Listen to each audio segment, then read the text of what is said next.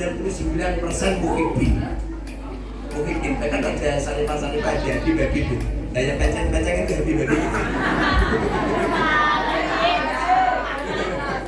Tapi alhamdulillah ikut saya.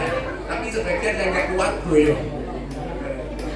Ini saripahnya alhamdulillah bertahan. Terus kok Adib bisa Chris Fuad bisa sukses seperti ini untuk memberikan motivasi kepada santri-santri waktu dan tempat kami bersilaturahmi. Sallallahu Nabi Muhammad.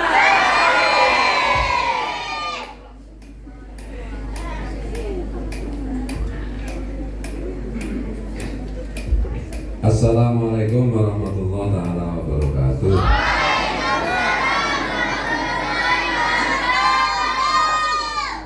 Merdeka! Merdeka! Merdeka!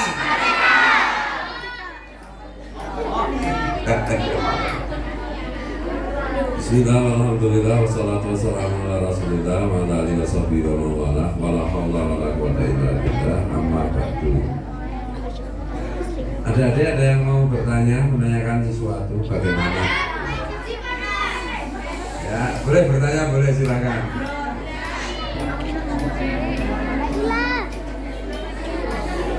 Bertanya ya, bertanya ya. Bismillahirrahmanirrahim. Wassalatu wassalamu ala rasulillah wa ala alihi washabihi wa man wala haula wala quwwata illa billah. Amma ba'du. Itu tadi saya. Lalu diambil. Kira-kira yang dokter saya ceritakan apa?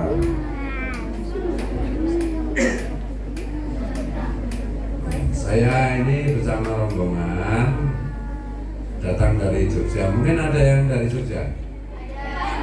Bisa tunjukkan tangan, tunjukkan jari. Ngacong yang dari Jogja, siapa saya? Yang dari Jogja siapa?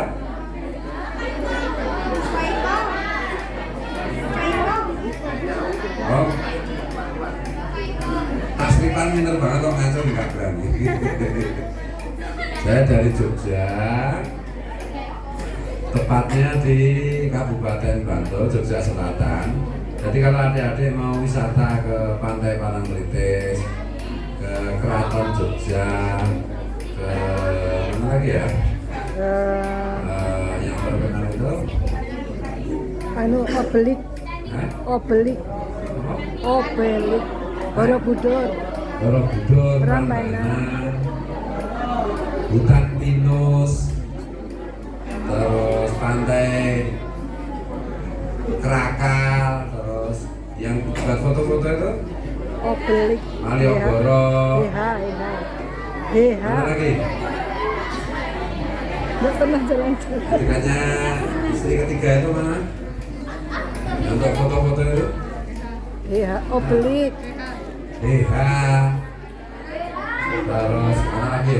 Kalau di Jogja kan banyak sekali tempat wisata dan banyak sekali resto, rumah makan. Di sini tadi mau cari resto keluar dari tol sampai sini nggak ada. Adanya di tol ya, di rest area. Kecamatan yang kita tempati sekarang adalah Kecamatan Pleret. Makanya saya dijabat julukan Gus Fuad Pleret karena tinggal di Pleret. Pleret itu dulu ibu kota kerajaan Mataram di zaman Sultan Agung dan di zaman Amangkurat Agung, putra beliau yang kedua. Dan saya dulu merintis pesantren itu dari nol, karena orang tua saya tidak tertarik dengan pesantren. Kakek saya itu semua punya pesantren, kakek buyut dan lain-lain, tapi orang tua saya itu enggak bikin pesantren. Dan oleh karena itu saya memulai dari nol. Kakek saya pesantrennya juga enggak ada yang teruskan, karena putra-putranya enggak ada yang mau jadi kiai gitu. Ada yang tinggal di Jakarta dan tinggal di mana-mana. Pokoknya nggak ada yang melanjutkan pesantren. Dulu pesantren saya itu kontrak.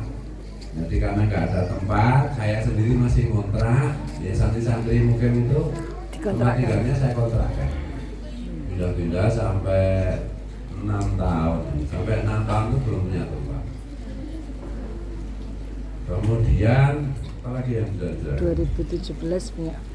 2007. Oh iya ada, ya 6 tahun ya, 7 tahun itu nggak ada tempat. Jadi tahu-tahu ada anak-anak muda yang pengen ngaji sama saya, ya sudah saya ajari ngaji, ajari nahwu shorof, menghafal Quran, terusnya. Akhirnya setelah 7 tahun kita bisa beli tanah, kita bisa bangun rumah, alhamdulillah. Dan bekerja, kalau saya bekerja, pekerjaan saya macam-macam, konsultan, bisnis, ya juga mendidik sumber daya manusia. Yang paling terkenal itu yang saya kerjakan itu, yang paling fenomenal itu membangun PT Kereta Api. Jadi dulu dari PT Kereta Api dulu yang perusahaan yang tidak dikenal, terkenalnya Sekarugi dan lain-lain. Dia waktu itu direkturnya Pak Ignatius Juna minta tolong saya, tolong pesanan saya untuk mendidik karyawannya semua yang jumlahnya 45.000 waktu itu. Dididik dan alhamdulillah sekarang PT Kereta Api termasuk BUMN yang terbaik di Indonesia. Yang dulu gitu, sekarang bangkrut terus, sekarang labanya triliunan per tahun. Alhamdulillah. Makanya dari situ saat itu contoh bagaimana saya bekerja.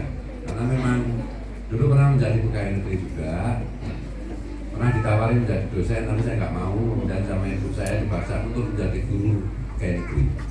Saya dulu guru SMP 4 tahun dan guru SMA 10 tahun PNS. Kata ibu saya harus menjadi guru. Mungkin untuk menjadi pesantren itu jadi guru dulu Pak. Umur 25 dan menjadi guru pegawai negeri. Kata ibu kalau bosan boleh keluar. Nah setiap habis lebaran, setiap habis Idul Fitri itu saya selalu bilang, Bu saya sudah bosan menjadi pegawai negeri, menjadi guru, saya minta izin untuk keluar. Terus saya bilang tahun depan itu 14 tahun, akhirnya boleh keluar. Nah di pesantren saya itu tidak semua santri saya suruh menjadi kiai, karena apa? Tidak semua orang harus menjadi kiai. Yang penting anfa'ukum linnas, yang penting menjadi sebaik-baik orang yang bermanfaat bagi orang lain. Kalau saya begitu. Ada yang jadi tentara, ada yang jadi polisi, ada yang jadi penipu, ya ada yang kalau di pesantren saya macam-macam. Kalau jadi kiai itu saingannya berat, apalagi Romo Kiai Muharrar udah bikin Arbangin, ini nanti adik-adik ini semua jadi kiai kan jadi saingan semua kan. Jadi tidak harus jadi kiai. Saya dulu diberi salah satu amalan yang terkesan sampai hari ini masih saya baca, yaitu dari almarhum Kiai Mbah Kiai Mufid Mas'ud. Kebetulan itu istri beliau kan adik sepupu nenek saya. Jadi saya disuruh banyak-banyak membaca Rabbi Anzilni Munzalan Mubarokan Ma'antafai Munzili, doanya Nabi. Nah waktu itu tuh saya kira itu hanya doa untuk orang yang belum punya rumah supaya diberi rumah. Ternyata tidak. Di dalam kehidupan ini kita itu harus bisa menentukan di mana atau titik terbaik kita, titik koordinat terbaik kita. Romo Kiai Muharrar misalnya, titik terbaiknya itu adalah mengembangkan ilmu nahwu shorof secara praktis, beristihad bagaimana agar ilmu nahwu shorof itu dalam waktu 40 hari bisa dikuasai para santri. Karena dulu saya dan Kiai Muharrar itu mungkin sama ya, belajar nahwu shorof itu butuh waktu 13 tahun, 16 tahun. Dari Jurumiyah, Imriti, kemudian menghafalkan Alfiyah. Jadi kira-kira butuh 13 sampai 15 tahun. Nah sekarang adik-adik ini beruntung sekali ada Pak Kiai Muharrar yang beristihad mengenai metodologi Arbangin, sehingga adik-adik ini cukup 40 hari ya. 40 hari sudah menguasai dari A sampai Z ilmu nahwu shorof yang ada di Jurumiyah sampai ada di Alfiyah. Ya. Hanya 40 hari padahal kita dulu 15 hari. Alhamdulillah. Nah, seandainya Romo Kiai Muharrar itu dulu tidak mengembangkan nahwu sorof, tapi mengembangkan ilmu sebagai nelayan. Mungkin beliau menjadi nelayan yang gagal, ya, karena tidak tepat titik koordinatnya. Seandainya dulu, adik-adik kenal dengan Gus Dur ya? Seandainya dulu Gus Dur itu berkarir di bidang peternakan, ya mungkin gagal. Nah, beliau berkarir di bidang sosial politik, maka beliau berhasil. Seandainya Pak Jokowi itu dulu tidak mau terjun di dunia politik, terus-menerus hanya membuat mebel, ya mungkin bangkrut mebel. Tapi karena beliau terjun di dunia politik, beliau sukses menjadi seorang politisi sampai menjadi presiden yang hebat.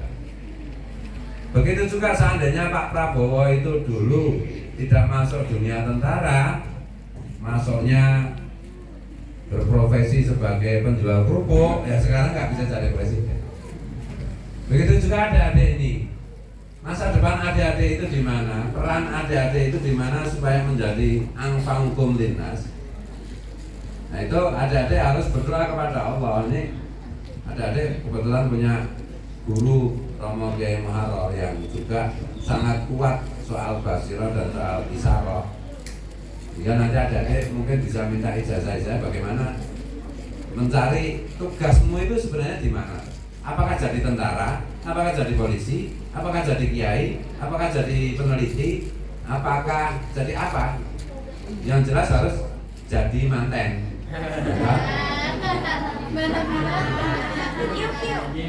Siapa saya kepengen jadi manten?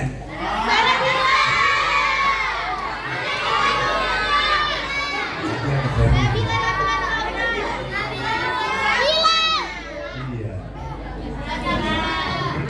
Apakah adik-adik itu nanti kuliahnya S1 di sini, kuliahnya S2 di sini, apa di luar negeri, S3-nya bidang apa?